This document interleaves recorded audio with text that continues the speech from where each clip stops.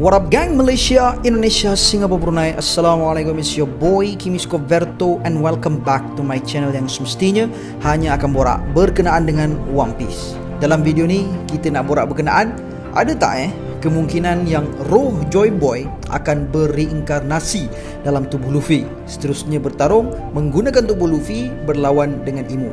Aku keluarkan statement ni kerana beberapa sebab. Antaranya adalah kita boleh tengok macam mana teknik perasukan manusia selalu digunakan. Maksud aku, kalau Imu boleh buat, kenapa Joy Boy tak boleh buat? Kedua adalah, sejak kemunculan Imu ni, semakin kerap flashback Joy Boy ni ditunjukkan. Dan beberapa lagi lah sebab yang pada aku munasabah juga untuk berlaku. So kepada korang yang nak tahu teori lanjut, stay tune sampai habis, okay? Dan by the way, aku ada satu lagi channel yang aku nak minta jasa baik nakama-nakama sekalian untuk support channel Crime, dan aku nak dapatkan monetize daripada channel tu. So perlukan lagi 2857 watch hour lagi. So harap sangat bantuan korang, okay? So tanpa melengahkan masa lagi, jom let's proceed with the content. Ikuzu Yarodomo.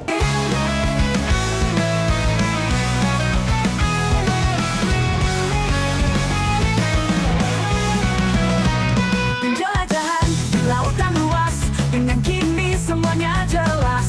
Setiap teori dan analisa membuat kita terpesona. Kimisko Verto, sang legenda, bawa cerita penuh warna. Dari Nami hingga Sanji, setiap kisah penuh inspirasi. Alright guys, kenapa aku cakap ada kemungkinan Joy Boy akan reinkarnasi dan merasuk tubuh Luffy untuk berlawan dengan Imu? First, kita kena tengok dulu apa possibility untuk reinkarnasi, Jo. Sebelum ni kita pernah tengok ada beberapa watak yang reinkarnasi. Ada dari Devil Fruit, ada dari teknologi, ada dari kuasa mistik. Actually bukan reinkarnasi lah, tapi lebih kepada resurrection. Sebab ada beza antara resurrection dan reinkarnasi. Reinkarnasi adalah seseorang hidup semula dalam tubuh orang lain. Resurrection pula seseorang yang hidup semula tapi dalam tubuh sendiri. Cuma poin aku dekat sini adalah seseorang itu hidup semula, bangun semula, bangkit semula dari alam kematian. Jadi first kita ada resurrection Devil Fruit. Tak lain dan tak bukan adalah Yomi Yomi no Mi. So Devil Fruit ini dimakan oleh Brook, membuatkan dia hidup semula setelah mati, tapi bukan dalam tubuh orang lain, bahkan dalam tubuh dia sendiri yang telah pun tinggal tulang rangka. Kemudian dari segi teknologi pula ada Vegapunk. Kita tahu tubuh asal Vegapunk ni dah mati dan akan dihidupkan semula oleh Lilis menggunakan teknologi yang lebih kepada resurrection, reincarnation lah. Kedua-duanya gabung sekali. Sebab apa?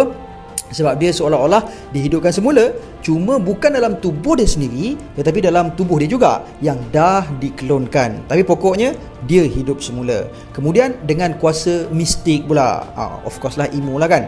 Kalau kita tengok konsep bangsa dalam One Piece, bangsa yang boleh hidup paling lama pun adalah Giant, yang mana purata jangka hayat diorang boleh cecah up to 300 tahun. Cuma kalau kita tengok Jarol, umur dia dah sampai 408 tahun dah sekarang. Itu yang janggut dia sampai mob habis above kan.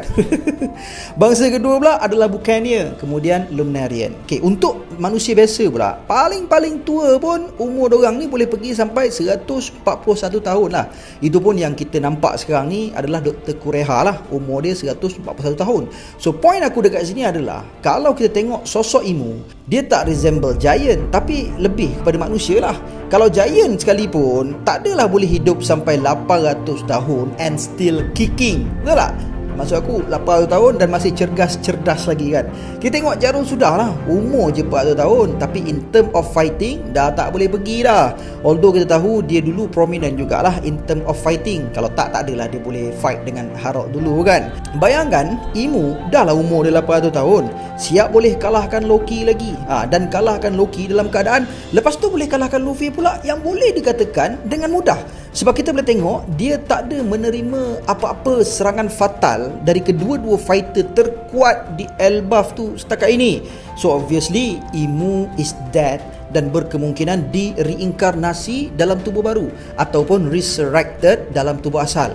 Punca dia adalah masa dekat Marijoa, kita boleh tengok Imu dengan tubuh yang lebih kecil dari apa yang kita tengok masa dekat Elbaf, dan berkemungkinan itu adalah tubuh asal Imu. Sebab ada satu flashback Imu kita boleh tengok kemungkinan tubuh asal dia macam mana kan. Masa ada flashback dia dengan Joy Boy tu. So dengan reinkarnasi atau resurrected dah sedia wujud dalam One Piece, aku tak rasa untuk perkara yang sama juga berlaku kepada Joy Boy dengan Luffy ini mustahil. Tambahan pula, kalau sebelum ini kita dah boleh tengok beberapa kali Luffy ini digelar sebagai Joy Boy, antaranya oleh Zunisha masa Luffy activate Gear 5th. Zunisha cakap Joy Boy has returned masa awal-awal dulu Luffy buka Gear 5th tu kan. Lepas tu kita ada momen dengan Imes. Imes pun kata yang Luffy ni adalah Joy Boy. Dan yang paling latest adalah dengan Imu. Imu pun panggil Luffy ni Joy Boy juga sampai Luffy panas. Kau jangan suka-suka nak gelar-gelar orang Aku Luffy, orang yang akan jadi Pirate King. Dan lepas tu Imu counter balik, tak adalah, kau ni bukan Joy Boy sebab Joy Boy tak selemah ini. Macam gitu kan. Dan paling syok sekali, kita boleh tengok seolah-olah Imes tu bangun hasil daripada aura Gear 5 Luffy. So dekat sini sahaja pun kita dah boleh tengok possibility dia dah semakin hampir. Seolah-olah indicates that it's only a matter of time for Joy Boy to be resurrected. English aku muat band 5 boss. Itu satulah. Ataupun aku rasa ada possibility yang Joy Boy akan datang dalam minda Luffy. Sebab kita boleh tengok yang Luffy dah kena 2 tikaman menggunakan special sword tu kan. Tu obviously bukan pedang biasa. Vohu dengan Fragaraj surely adalah pedang yang pada aku mungkin memiliki satu kategori yang baru, yang special daripada Saijo Owazamono. Sebab Saijo Owazamono ni kan dia ada 12 dan yang ni pula dia ada 19. Possibility ada 20 lah kan, sebab satu lagi yang Nefertari punya clan kan. Dia ada 19 pedang. Sebab kita dah boleh tengok setidak-tidaknya sebelum membunuh Luffy atau memberikan final blow kepada Luffy yang sekarang ni dah terpaku dekat pokok tu kan, Imu perlu berhadapan dengan Gaban dan juga Hajrudin. Itu pun kalau Shanks tak datang lah. Kalau kata Shanks datang, Imu perlu lawan 3 musuh dulu sebelum datang semula dekat Luffy untuk finish him off. Itu pun kalau Imu boleh menang lah. Kalau Gaban dengan Hajrudin, aku rasa ada kemungkinan. Pasal Hajrudin dengan Luffy pun boleh kena one shot dalam mode Gear 2nd pula tu. Tak usah kata Luffy, dengan Sugar pun, dengan hobi-hobi Nomi pun boleh terkesan bertukar jadi gajah mainan. Ini kan pula nak ada Imu. Gaban pula sebelum ini kan dah kena serangan fatal daripada Shuri kan, atau Gungko kan. Kalau kata Shanks, mungkin ada possibility untuk kalah jugalah si Imu ni kan, sebab haki Shanks power. Itu pun kalau Shanks datang. Dan dalam tempoh decoy atau buy time for Luffy lah, waktu tu orang gaduh tu kan. So aku rasa mungkin Luffy akan rasa macam seolah-olah dia bermimpi dan Joy Boy datang dekat dia, dalam minda dia. Dan possibly dekat situlah, masa itulah Joy Boy akan cerita kisah dia sedikit dan lepas tu bagi booster kepada Luffy. Sebab apa aku confident cakap macam ni?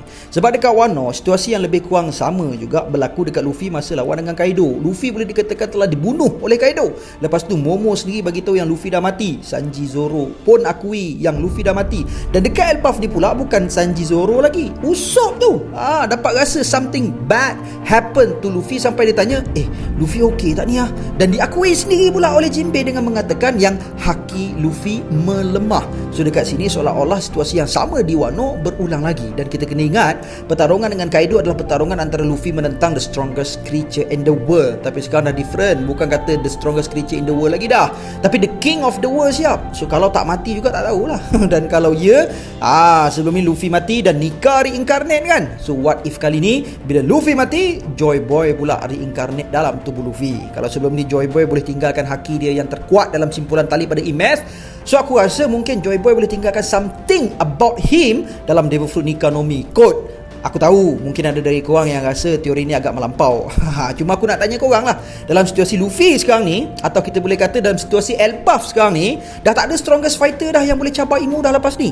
Loki pun tumbang, Luffy pun tumbang. Siapa lagi yang boleh menyelamatkan keadaan? Possibility pertama adalah kehadiran Shanks lah kan, macam yang aku sebut tadi. Possibility kedua pula adalah masa Imu dah tamat. Masa dia dah time. Sebab Imu pun boleh tahan juga, guna banyak tenaga dia sepanjang dia berada dekat Elbaf ni kan. Teleport dari Marijoa ke Elbaf tu satu, banyak minyak juga tu nak pakai. Travel jauh-jauh macam tu, tenaga Omen pun banyak dia pakai. Tenaga Omen yang dipinjam pun banyak juga dia pakai. Demon Fireball pun banyak kali dia guna. Masa lawan dengan Loki lagi, lawan dengan Luffy lagi, lepas ni nak lawan dengan Gaban pula, Hajrudin lagi. So mungkin lepas ni antara kemungkinan paling dekat adalah Imu exhausted dan terpaksa balik semula ke Marijoa dan membiarkan misi di Elbaf itu kepada Somers dan Killingham. Itu je lah yang aku boleh terfikir setakat ini. Atau reinkarnasi Joy Boy dalam tubuh Luffy membuatkan Luffy dapat booster dan akhirnya berjaya menghalau Imu dari bumi Elbaf yang macam aku teorikan panjang lebar tadi. So guys, what do you think berkenaan dengan teori ini? Please leave your thought regarding this theory sebab aku nak tahu apa pandangan korang. So I guess that's all I have untuk perkongsian kita pada kali ini, and see you guys in the next content. Until then, my gang, there is no God except Allah. Assalamualaikum warahmatullahi. Kimis Clover, kami bangga kisah hebat buat semua. Teruskan langkah, tiada henti, kami setia mengikuti.